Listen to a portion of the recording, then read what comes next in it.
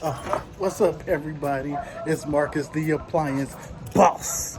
In this video, we're going to break down the truth of owning the appliance repair company or an appliance repair company, right? We're going to knock out, how many hours do you really got to work? How much you get paid? How do you manage employees?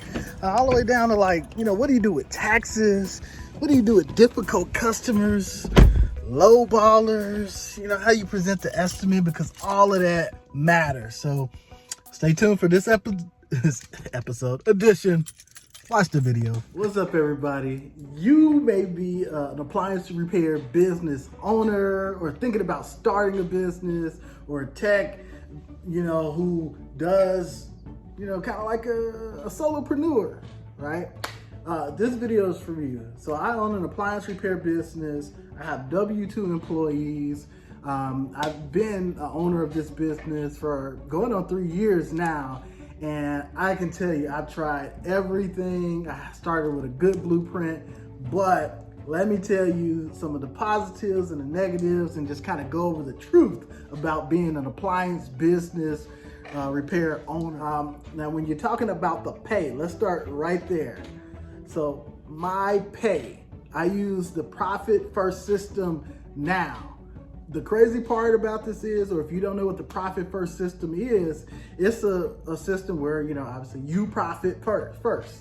And I stuck to that plan at the very beginning, and I was able to purchase cash vans. So I had at one point 5 vans, all cash, and then I stopped sticking to that Profit First system. And I won't say, it's all bad, but it's definitely different. So when you get paid first, dealing with the Profit First system, you get paid first. That's just basically how it goes. As I wanted to expand rapidly, you have to leverage things. So one of the leverage things is taking out car loans to be able to get vehicles quickly, fast, but obviously you have to pay out a premium per month, right? Right now I have six vehicles that are leveraged out, right? And I know that maybe I should have stuck to the Profit First, because it eats at your margin. And what does that mean is, you as the owner, you get paid last.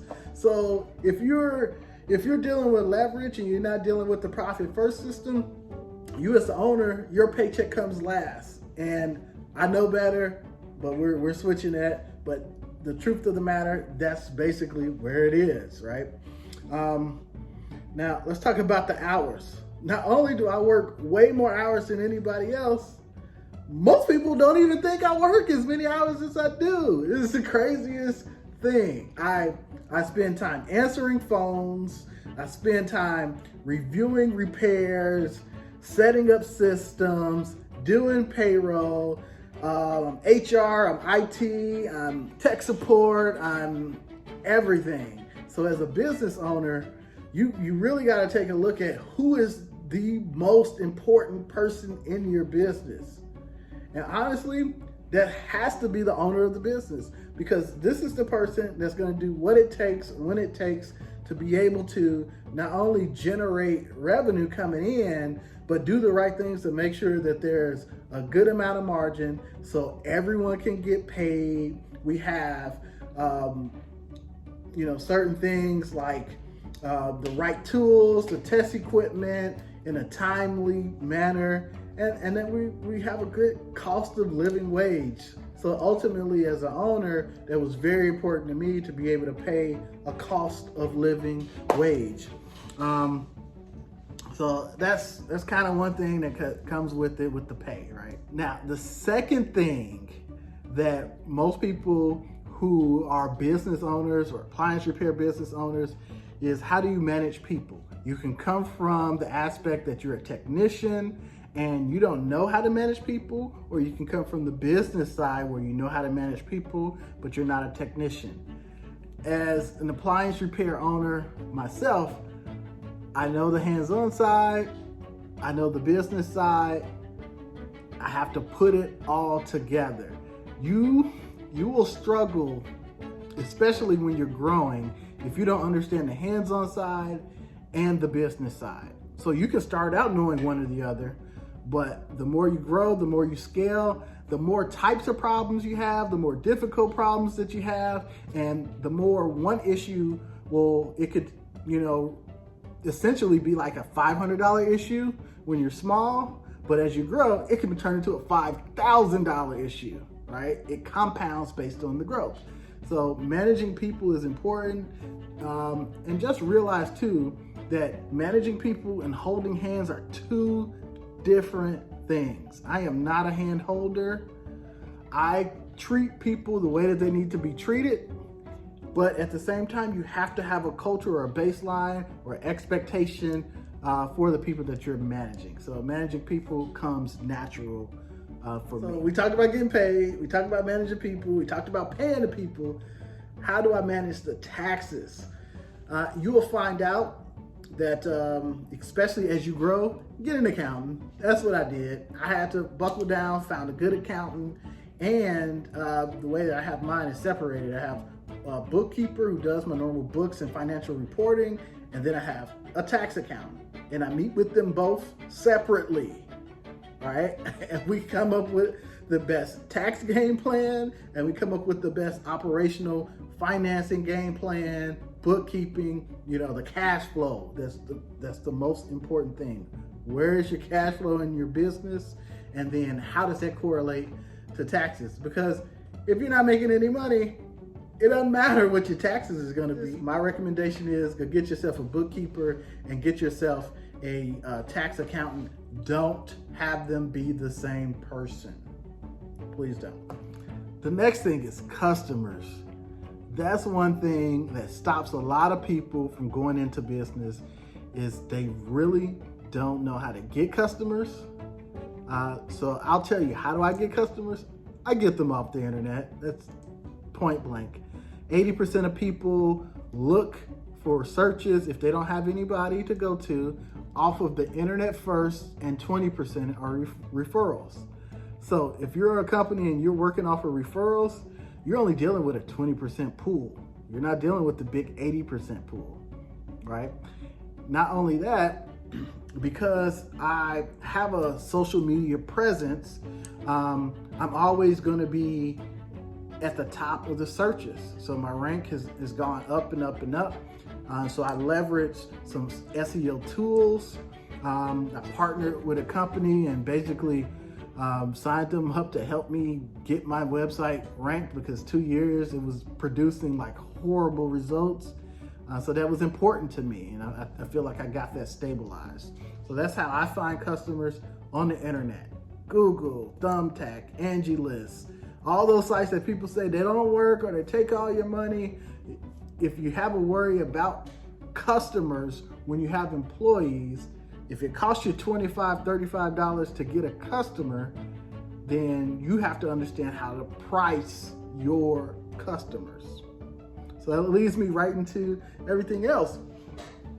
How do I give an estimate? How do I charge? Giving an estimate is based on what your worth is to that individual customer and how you present it. What you say matters. So if I come, or me or one of my employees, we show up, we don't have on our hat, we have our shirts, but it's dirty or it's not tucked in appropriately, we're looking all crazy, then when we come and say, okay, yeah, this is gonna be a $300 repair or $500 repair or $1,200 repair, they're gonna look at us like we're crazy. Like, I'm not gonna give this guy who's coming in looking all crazy this amount of money, because what are you gonna do with it? So you have to look like $500 in order to get $500, because the majority of the sale is gonna be the body language, what you say, how you move your hands. All of that stuff really matters in developing the picture to give them the choice to purchase, okay? Now, it's not gonna work every single time. So how do I deal with bad customers? I don't. At certain points, you're gonna feel like, oh, I need this customer. I need to bend over backwards. I need to reduce my price. I need to, come out 7 o'clock at night or come out on the weekend to fix something.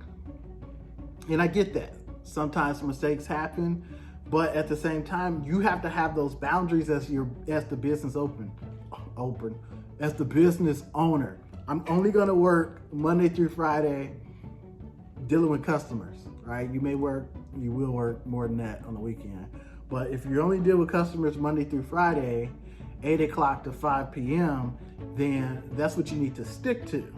Because if you don't, you're gonna be given more time. It's gonna be taken away from something else that you could be working, helping, developing your business. So when it comes to bad customers experiences, if everything wasn't framed right, if the expectation wasn't right before we arrived, if the expectation of the payment, so we get that all the time. What do you mean we still owe money? Like, come on, anyway, that's a whole nother story. But dealing with customers is, who are bad customers, I just don't deal with them. Now, there's a difference between a lowball customer and a bad customer. Lowballers, they'll come in there and, you'll tell them, hey, it's gonna cost $99 for me to show up. And when you get there, you ask, hey, okay, did they tell you about the $99?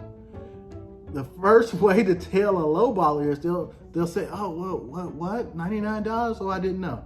Red flag, wave that flag. We get the hell up out of there, okay?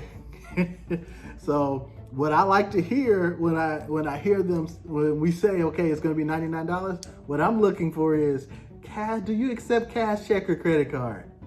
Anything else is a red flag, okay?